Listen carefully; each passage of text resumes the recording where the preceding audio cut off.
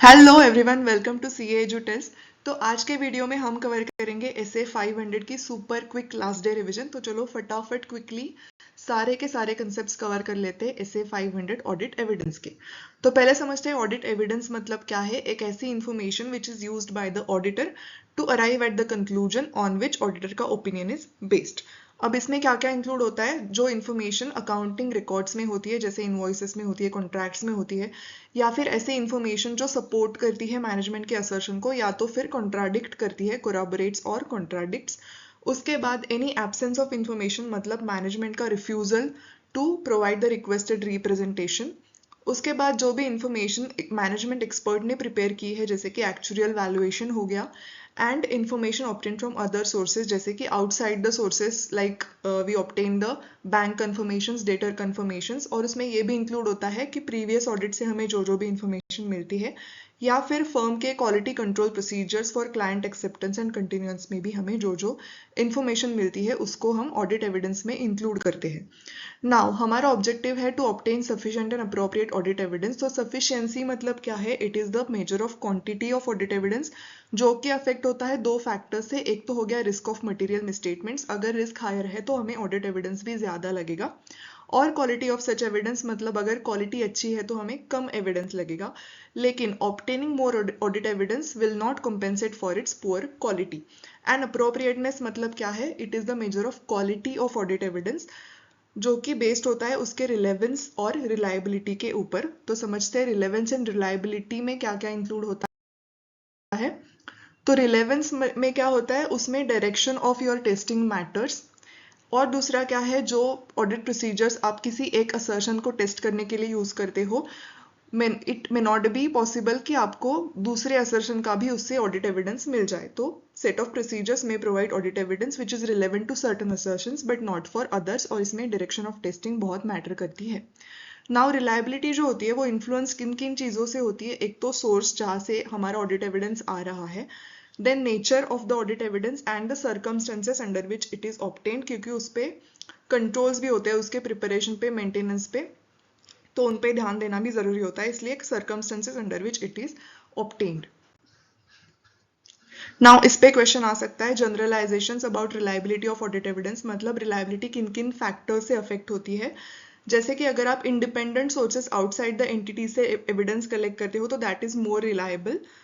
उसके बाद क्या है? जो भी एविडेंस आपका इंटरनली जनरेट हो रहा है एंटिटी में, उसके ऊपर के अगर कंट्रोल्स इफेक्टिव है, उसके प्रिपरेशन के एंड मेंटेनेंस के ऊपर के अगर कंट्रोल्स इफेक्टिव है, then that evidence is more reliable. उसके बाद जो audit evidence auditor directly obtain करता है, it is more reliable than audit evidence obtained indirectly और बाय इन्फरेंस। जैसे कि इंक्वायरी से ऑब्टेन किया हुआ जो भी ऑडिट एविडेंस है वो कम रिलायबल है than direct observation by the auditor. उसके बाद जो भी डॉक्यूमेंट्री फॉर्म में आपका एविडेंस होता है, वेदर पेपर हो गया, इलेक्ट्रॉनिक और other medium, it is more reliable than orally obtained audit evidence.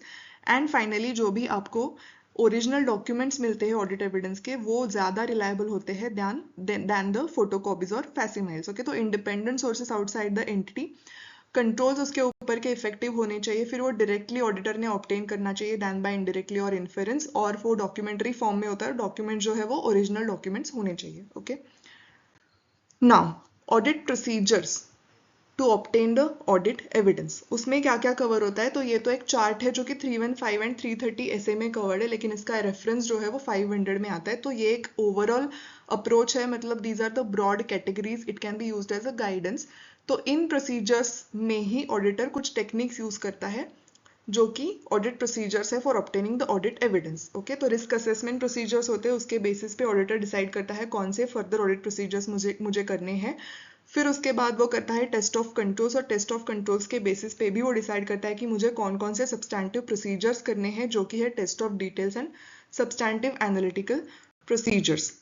अब देखते हैं एक्चुअल ऐसे 500 के वर्डिंग्स में क्या लिखा हुआ है। तो 315 एंड 330 में ऐसे बोला गया है कि ऑडिटर ये बिलो प्रोसीजर्स परफॉर्म कर सकता है to obtain the audit evidence, जैसे कि रिस्क असेसमेंट प्रोसीजर जो हमने चार्ट में देख लिया, फर्दर ऑडिट प्रोसीजर जिसमें कंप्राइज होते हैं test of controls and substantive procedure, और सब्सटैंटिव प्रोसीजर्स में इंक्लूड होते हैं test of details and substantive analytical procedures. Now audit procedures describe below, मतलब जो आगे आएंगे 7 प्रोसीजर्स है, those may be used as a risk assessment procedure, test of controls और सब्सटैंटिव प्रोसीजर्स। मतलब मान लो एक इंस्पेक्शन नाम की प्रोसीजर है, तो इंस्पेक्शन को आप as a risk assessment procedure कैसे यूज करोगे? तो आप इंस्पेक्ट करोगे कंपनी के policies to understand the processes, जिसके बेसिस पे आप रिस्क असेस कर सकते हो। उसके बाद सेम इंस्पेक्शन को ही आपको अगर as a test of control use करना है तो आप कैसे करोगे? आप इंस्पेक्ट करोगे कुछ अप्रूवल्स जो कि मैनेजमेंट के कंट्रोल्स में इंक्लूडेड है कि मैनेजर ने अप्रूव करने हैं इनवॉइसेस को, तो आप वो मैनेजर के अप्रूवल्स देखोगे, इंस्पेक्ट करोगे इनवॉइसेस इंस्पेक्ट करके। और अगर आपको inspection as a substantive procedure use करना है इन टेस्ट ऑफ डिटेल्स, तो आप सपोज परचेसेस का ऑडिट कर रहे हो तो आप एक्चुअल इनवॉइसेस इंस्पेक्ट करोगे to verify the recorded purchases. Okay, तो अभी ये टेक्निक्स देखते हैं, मतलब ये प्रोसीजर्स देखते हैं to obtain the audit evidence क्या क्या है। तो recalculation, reperformance, inspection, analytical procedures, inquiry, observation and external confirmation. तो इसको याद रखने के लिए हमारा मेमोरी टेक्निक है regular routine in audit is obtaining evidence. Okay, regular routine in audit is obtaining evidence. तो इसके इनिशियल से ये सारे प्रोसीजर्स बन रहे। ओके, सो एक एक करके इन प्रोसीजर्स को समझते हैं। सो हमारा फर्स्ट प्रोसीजर है recalculation. Simple, it is checking the arithmetical accuracy. It can be perform manually और इलेक्ट्रॉनिकली। फिर रीपरफॉर्मेंस आता है, मतलब ऑडिटर इंडिपेंडेंटली एग्जीक्यूट करता है कुछ प्रोसीजर्स और controls which are originally perform as a part of entity's internal control. तो ऑलरेडी वो एंटिटी ने किए हुए हैं, लेकिन ऑडिटर वो इंडिपेंडेंटली एग्जीक्यूट करता है। उसके बाद है हमारा इंस्पेक्शन। इंस्पेक्शन में होता है हम एग्जामिन करते हैं रिकॉर्ड्स, डॉक्यूमेंट्स, वो चाहे इंटरनल हो, एक्सटर्नल हो, इन पेपर फॉर्म हो, इलेक्ट्रॉनिक हो, अदर मीडियम हो, and physical examination of asset भी इसमें इंक्लूड होता है। तो इंस्पेक्शन से हमें वेरिंग डिग्री ऑफ रिलायबिलिटी का ऑडिट एविडेंस मिलता है, और रिलायबिलिटी अफेक्ट होती है due to nature, source and effectiveness of the control over the production of the information. तो इसकी वजह से हमें वेरिंग डिग्री ऑफ रिलायबिलिटी का ऑडिट एविडेंस हमें इंस्पेक्शन से मिलता है। नाउ अभी मैंने जो बोला कि इंस्पेक्शन को आपको as a test of control use करना है, तो आप इंस्पेक्शन ऑफ रिकॉर्ड्स कर सकते हो फॉर एविडेंस ऑफ ऑथराइजेशन और अप्रूवल्स। नाउ फिजिकल वेरिफिकेशन में क्या क्या कवर होता है? एसेट्स, मतलब एक तो आपके फिक्स्ड एसेट हो गए या फिर आपकी इन्वेंटरी हो गई। तो उन्होंने वही बोला है कि अगर आप इंस्पेक्शन करते हो सपोज टैंजिबल एसेट्स का, तो वो आपको बताएंगे एग्जिस्टेंस के बारे में, एग्जिस्टेंस का असर्शन वो प्रूव करेंगे, लेकिन वो आपको राइट्स एंड ऑब्लिगेशंस या फिर वैल्यूएशन असर्शन के बारे में कुछ नहीं बता पाएंगे। तो इंस्पेक्शन के साथ साथ आपको और भी प्रोसीजर्स को अकम्पनी करना है, जैसे कि आप अगर सपोज ऑब्जर्व कर रहे हो इन्वेंटरी काउंटिंग, तो इन दैट केस आप ऑब्जर्वेशन के साथ कुछ इंडिविजुअल इन्वेंटरी आइटम्स का इंस्पेक्शन भी जाके कर सकते हो, rather than just observing the inventory counting. तो इतना आपने लिखना है अगर आपको इंस्पेक्शन के बारे में पूछा गया। उसके बाद है एनालिटिकल प्रोसीजर्स। तो सिंपल एनालिटिकल प्रोसीजर्स के लिए अलग से ऐसे है 520 नाम का, बट एनालिटिकल प्रोसीजर्स में क्या क्या कंसिस्ट होता है? It is the evaluation of financial information, जो कि हम करते हैं कैसे? By the study of plausible relationship. Plausible मतलब रीजनेबल रिलेशनशिप्स। जैसे कि आपको पेरोल का ऑडिट आपको करना है, तो आप क्या करते हो? Among both the financial and non financial data, मतलब आप पेरोल के लिए आप पेरोल के एक्सपेंसेस भी देखते हो और उसके साथ साथ आप हेड काउंट भी कंपेयर करते हो, तो वो हो गई नॉन फाइनेंशियल इन्फॉर्मेशन। अब सिर्फ हम कंपेयर नहीं करते, बट हम एनालाइज भी करते हैं, हम इवैल्यूएट भी करते हैं, इन्वेस्टिगेट करते हैं जो हमें फ्लक्चुएशंस मिलते हैं, या फिर जो हमें रिलेशनशिप्स दिखते हैं which are inconsistent with the other relevant information और which deviate significantly from the predicted amounts. तो ये भी हमें एनालिटिकल प्रोसीजर्स में करना पड़ता है, investigation. Okay, now inquiry. Inquiry मतलब क्या? हम पूछते हैं information from the knowledgeable persons. वो हो सकती है बोथ फाइनेंशियल नॉन फाइनेंशियल, वो हो सकती है विद इन द एंटिटी और आउटसाइड द एंटिटी, एंड वो हो सकती है रिटन और इनफॉर्मल, ओरल। नाउ ये इंक्वायरी जो है हम extensively through out the audit हम यूज करते हैं, और जैसे एनालिटिकल प्रोसीजर्स में हमने इन्वेस्टिगेट करना वॉज द इंटीग्रल पार्ट, वैसे ही इंक्वायरी में हमें रिस्पॉन्सेज जो मिलते हैं वो हमें इवैल्यूएट करने पड़ते हैं, that is the integral part of the inquiry process. अब हमें कौन कौन से रिस्पॉन्सेस मिलते हैं इंक्वायरी से? एक तो हमें मिल सकती है इन्फॉर्मेशन जो ऑडिटर के पास पहले थी ही नहीं, सो नॉट प्रीवियसली पजेस्ड, या तो फिर कोई सपोर्टिंग इन्फॉर्मेशन मिले जो ऑडिटर के पास ऑलरेडी थी, मतलब कोरोबोरेटिव ऑडिट एविडेंस मिल सकता है, एंड देन आपको पूरी की पूरी कॉन्ट्राडिक्टरी इन्फॉर्मेशन मिल सकती है, मतलब which is deviating significantly from what auditor already has. अब अगर आपको मैनेजमेंट के इंटेंट के बारे में इंक्वायरीज करने हैं, जैसे कि फ्यूचर एक्शंस जो भी मैनेजमेंट के होने वाले हैं, लाइक सेल ऑफ एसेट, या फिर वो अपने ऑपरेशंस को एक्सपांड करने वाला है, तो इन दैट केस आपके पास कोई एविडेंस नहीं रहेगा क्योंकि वो फ्यूचर में होने वाला है। तो इसके लिए आप क्या क्या इवेलुएट कर सकते हो? आप एक तो पास्ट हिस्ट्री देख सकते हो, मैनेजमेंट जो बोल रहा है वो वैसे कर रहा है क्या, तो उसके स्टेटेड इंटेंशंस के बारे में आपकी मैनेजमेंट की आप पास्ट हिस्ट्री देख सकते हो। उसके बाद मैनेजमेंट जो जो भी रीजंस बता रहा है तो वो आप देख सकते हो वो रीजनेबल है क्या। एंड देन मैनेजमेंट की आप एबिलिटी देख सकते हो to pursue the specific course of action, मतलब उसके पास उतने रिसोर्सेज है क्या, उतनी कैपेबिलिटी है क्या वो जो भी बोल रहा है वो करने की। ठीक है, तो इसकी बेसिस पे आपको एविडेंस मिल सकता है about the management's intent. Now observation मतलब simply looking at the process which is being perform by others, जैसे कि ऑडिटर फिजिकल वेरिफिकेशन का ऑब्जर्वेशन करता है, जैसे इन्वेंटरी काउंटिंग का। ओके, बट ऑब्जर्वेशन की दो लिमिटेशन है। एक तो वो limited to the point of time है, मतलब एट दैट एग्जैक्ट मोमेंट जो हो रहा है वो ही आपको पता चल रहा है, आपको ये नहीं पता चलता कि वो प्रोसेस ऑलवेज कैसे काम करती है। तो that's why it is limited to the point at which observation takes place, and the fact of being observed may affect how the process और प्रोसीजर इज बीइंग परफॉर्म। तो अगर ऑडिटर देख रहा है तो हो सकता है एम्प्लॉइज बहुत केयरफुली जो भी प्रोसेस है वो परफॉर्म कर सकते हैं। तो that's why these are the two limitations of observation. Now external confirmation मतलब क्या है कि evidence obtained by the auditor as a direct written, अब ये रिटन ही होना चाहिए, ओरल नहीं होना चाहिए, as a direct written response to the auditor from the third party which is the confirming party. अब ये पेपर फॉर्म में भी हो सकता है, इलेक्ट्रॉनिक और अदर मीडियम में भी हो सकता है। तो एक्सटर्नल कंफर्मेशन मेजरली किन चीज़ों के लिए यूज होता है, तो assertions associated with the certain account balances, जैसे कि हम डेटर का हो गया, बैंक बैलेंस हो गया, उसे कंफर्म करने के लिए हम एक्सटर्नल कंफर्मेशंस लेते हैं। लेकिन external confirmation need not be restricted to the account balances only. तो इससे हम टर्म्स ऑफ एग्रीमेंट्स, किसी एग्रीमेंट के टर्म्स हमें जानने हैं तो वो भी ऑडिटर रिक्वेस्ट कर सकता है एक्सटर्नल कंफर्मेशन, या फिर अगर उन टर्म्स में कुछ चेंज हो गया है, मॉडिफिकेशंस हो गए, तो वो भी जानने के लिए ऑडिटर डिजाइन कर सकता है confirmation request. Okay, so these are the procedures to obtain the audit evidence. अब मैनेजमेंट एक्सपर्ट मतलब क्या, एक ऐसा इंडिविजुअल या फिर ऐसी ऑर्गेनाइजेशन, बोथ इंडिविजुअल और ऑर्गेनाइजेशन हो सकते हैं, जिनके पास एक एक्सपर्टीज है in the field other than accounting और ऑडिटिंग, और जिनका work in that field is used by the entity to assist the entity in preparing the financial statements. इतना अगर सेटिस्फाई हो रहा है तो वो मैनेजमेंट एक्सपर्ट आप उसको बोल सकते हैं, वो इंडिविजुअल को या फिर वो ऑर्गेनाइजेशन को। अब जब हम एक्सपर्ट का काम ऑडिटर यूज करने वाला होता है तो उसको 4 काम इवेल्युएट करने पड़ते हैं। एक तो ये है कि उसके ऑडिट प्रोसीजर्स का नेचर, टाइमिंग एंड एक्सटेंट जो है वो अफेक्ट होगा। तो वो किन चीज़ों से अफेक्ट होगा, तो वो अफेक्ट होगा with such matter such as, पहले ऑडिटर अपनी रिस्क देखेगा, रिस्क ऑफ मटेरियल मिसस्टेटमेंट क्या है उसका काम यूज करने में। उसके बाद कुछ अल्टरनेटिव सोर्सेस अवेलेबल है क्या to obtain the audit evidence. उसके बाद ऑडिटर वो एक्सपर्ट के फील्ड का अंडरस्टैंडिंग लेगा, नॉलेज उसके पास क्या क्या है वो पहले देखेगा ऑडिटर। फिर उसके अगर प्रीवियस, उसके साथ अगर प्रीवियस कुछ एक्सपीरियंस है उसके काम का, एक्सपर्ट के काम का, तो वो भी ऑडिटर देखेगा। एंड देन उसके टेक्निकल परफॉर्मेंस स्टैंडर्ड्स या फिर अदर प्रोफेशनल इंडस्ट्री रिक्वायरमेंट्स कुछ अगर एप्लीकेबल है एक्सपर्ट को, तो वो भी ऑडिटर देखेगा। उसके बाद वो मैटर के पास आएगा, जो भी मैटर है उसका वो नेचर, कॉम्प्लेक्सिटी पहले देखेगा। एंड देन मैनेजमेंट एक्सपर्ट का जो भी काम है उसके भी नेचर, स्कोप एंड ऑब्जेक्टिव्स को ऑडिटर स्टडी करेगा। And then he will match it and he will finalise कि if the work can be used. And then auditor देखेगा कि एक्सपर्ट कहाँ से आया है, मतलब एम्प्लॉय किया है या एंगेज किया है, बाहर से आया है, और उसके ऊपर मैनेजमेंट का कितना कंट्रोल है, और एंटिटी में भी उसके ऊपर कितना कंट्रोल है, nature and extent of any controls with in the entity. तो ये सब चीज़ें देख के ऑडिटर डिसाइड करेगा कि अपनी ऑडिट प्रोसीजर्स में उसे क्या क्या चेंज करना है। तो ये तो हो गया एक काम। उसके बाद और 3 काम कौन से है,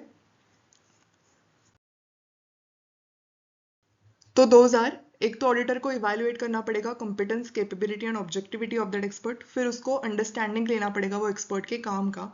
एंड देन जो भी काम एक्सपर्ट का है वो उसका अप्रोप्रिएटनेस देखना पड़ेगा for to work it, to use it as the audit evidence for the relevant assertion. अब एक एक करके समझते हैं इनको।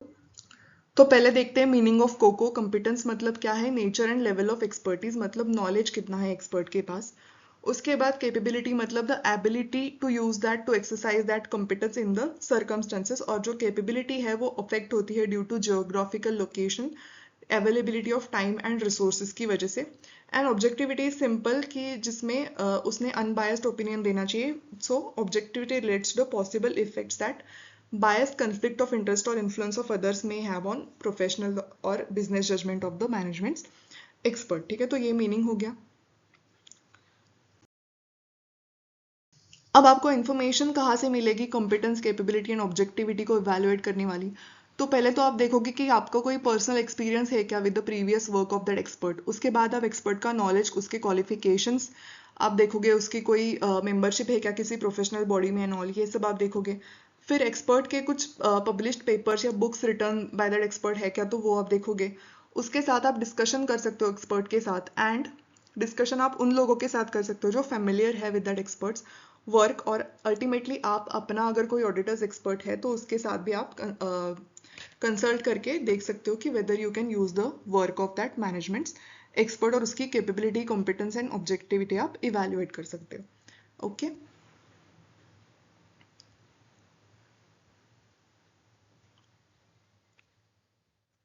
यस।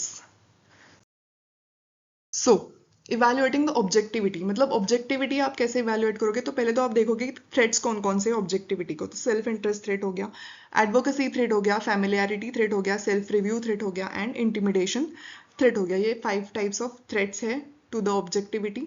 अब इनको रिड्यूस करने के लिए कुछ सेफगार्ड्स है जो कि हो सकते हैं फ्रॉम द एक्सटर्नल स्ट्रक्चर्स, जैसे कि मैनेजमेंट एक्सपर्ट के प्रोफेशन में ही कुछ लिखे हुए सेफगार्ड्स है, या तो फिर एक्सपर्ट के वर्क एनवायरमेंट, मतलब मैनेजमेंट एक्सपर्ट्स के वर्क एनवायरमेंट। जैसे कि अगर वो फर्म है कोई, तो उसमें कोई क्वालिटी कंट्रोल प्रोसीजर्स हो सकते हैं फर्म में, जैसे कि रोटेशन पॉलिसीज हो सकते हैं, पीयर रिव्यू हो सकता है।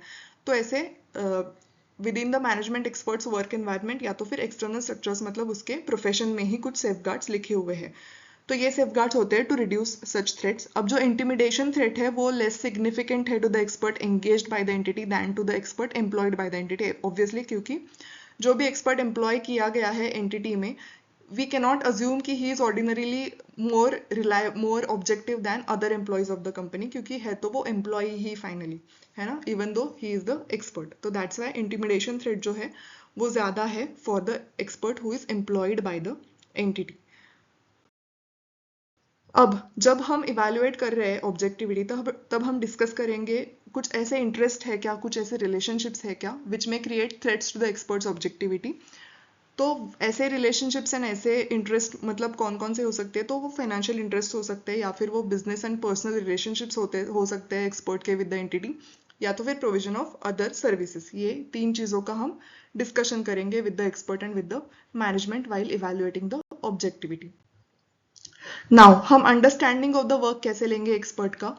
तो इसलिए हम ये देखेंगे कि पहले तो एक्सपर्ट का काम हमारे लिए रिलेवेंट है क्या टू द ऑडिट। उसके बाद हम देखेंगे कि कुछ प्रोफेशनल और अदर स्टैंडर्ड्स अप्लाई हो रहे हैं क्या एक्सपर्ट को।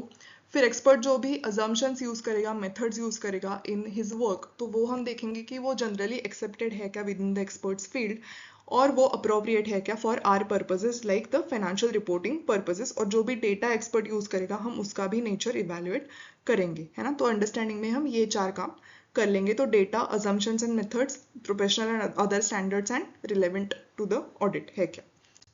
नाउ अप्रोप्रिएटनेस हम कैसे देखेंगे? कि अप्रोप्रिएटनेस देखने के लिए हमें रीजनेबलनेस एंड रिलेवेंस देखनी पड़ेगी। तो relevance and reasonableness of what, expert का जो भी काम है मेन फाइंडिंग्स एंड कंक्लूजन्स देना, तो उसका हम रिलेवेंस एंड रीजनेबलनेस देखेंगे।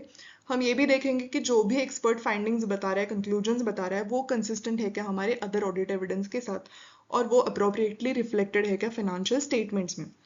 फिर जो भी एक्सपर्ट यूज करेगा अजम्पशंस एंड मेथड्स, उसका भी हम रिलेवेंस एंड रीजनेबलनेस देखेंगे। और जो भी डेटा एक्सपर्ट यूज करने वाला है तो उसका भी हम रिलेवेंस, कंप्लीटनेस एंड एक्यूरेसी देखेंगे। तो अंडरस्टैंडिंग में और अप्रोप्रिएटनेस में, दोनों में हम अजम्पशंस एंड मेथड्स का कुछ ना कुछ तो देख रहे हैं ना। जैसे कि अजम्पशन एंड मेथड्स का हम रिलेवेंस एंड रीजनेबलनेस देख रहे हैं अप्रोप्रिएटनेस में, एंड डेटा का भी हम रिलेवेंस एंड रीजनेबलनेस देख रहे हैं अप्रोप्रिएटनेस में, राइट। तो ये 2 पॉइंट्स तो आपको इजीली याद रह जाएंगे। नाउ जब भी एक्सपर्ट सिलेक्ट करता है items for testing to obtain the audit evidence, तो उसके मीन्स कौन कौन से, मतलब किस तरह से ऑडिटर सिलेक्ट कर सकता है आइटम्स फॉर टेस्टिंग। तो उसमें 3 तरीके हैं। एक तो वो 100% एग्जामिनेशन करेगा सिलेक्टिंग ऑल द आइटम्स, या फिर वो सिलेक्ट करेगा कुछ स्पेसिफिक आइटम्स और उसका ऑडिट करेगा, या तो फिर ऑडिट सैम्पलिंग जो कि बताया गया है SA 530 में। अब सिलेक्टिंग ऑल आइटम्स कब वैलिड रहेगा? जब small number of large items है पॉपुलेशन में, या तो फिर कोई सिग्निफिकेंट रिस्क इन्वॉल्व है, या तो फिर रिपीटेटिव नेचर ऑफ कैलकुलेशन है, और कोई ऐसी प्रोसेस है जो ऑटोमेटिकली परफॉर्म हो सकती है। That's why 100% examination is cost effective, क्योंकि वो सिस्टम में ही ऑटोमेटिकली हम कर सकते। तो ये 3 चीजों में ऑल आइटम सिलेक्ट करना is more relevant.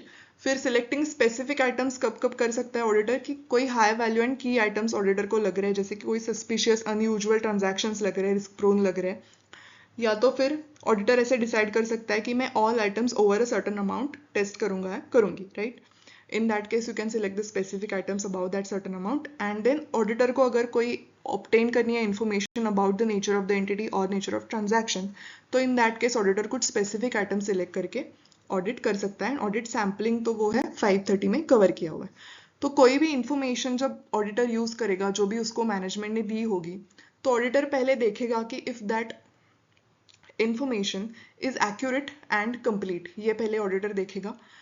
To check if the information is sufficiently reliable, तो पहले देखेगा एक्यूरेट है क्या, कंप्लीट है क्या, और उसके पर्पसेस के लिए वो इनफ डिटेल्ड है क्या, सफिशिएंटली प्रिसाइज है क्या, ठीक है। तो ये 4 चीजें देखनी पड़ेंगी: accuracy, completeness, sufficiently precise and detailed, while using any information produced by the entity. Okay.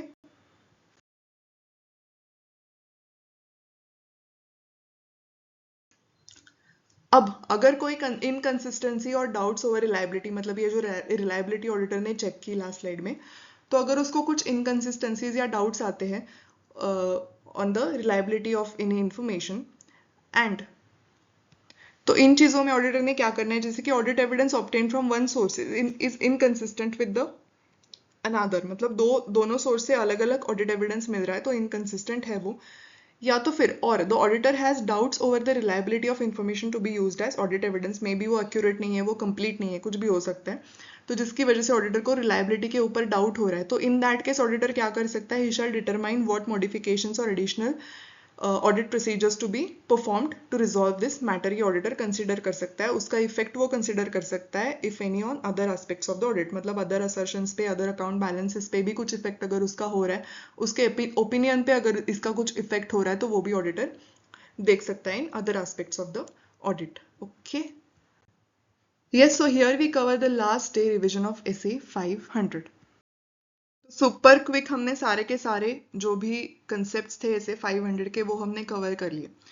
So while studying any topic, if you follow this approach, like first you cover the concepts of that particular topic, after that you cover the questions on that topic so that you will understand the practicality and exam perspective of that particular topic. So ये करने के बाद जो भी आप पढ़ रहे हो वो आप रिटेन कर पाओगे maybe for up to a week, right. Questions and concepts आपने समझ लिए, तो एक वीक के लिए शायद वो आपको पूरे के पूरे अच्छे से याद रह जाए। Suppose that you tend to forget what you already have studied, right? So after a week maybe you need to revise that topic in detail, right? Because now you have understood the concepts, now you have understood the questions, you have practiced the questions, so the only need is to refresh your memory, and later maybe after a month or 15 days you can just quickly have a glance at the topic in just 10 to 15 minutes depending on the size of the topic, जैसे कि अभी हमने ऐसे 500 का फटाफट से concepts देख लिया है ना। So to help you with this, we are exactly trying to cover the syllabus of the audit in this way. You will find the concept wise videos playlist on the channel from where you can study the concepts. There is a playlist for topic wise questions from where you can cover the questions from RTP, MTP, past exam and extra questions at one place. And now for detailed revision of that topic after a week, there is a playlist named Detailed Revision, and at last for a quick glance at the concepts of the topic, there is a last day revision playlist which you can also refer before your exam. So thank you so much for staying with me till the end. Do subscribe to CA Edu Tells and see you in the next video. Till then, bye bye.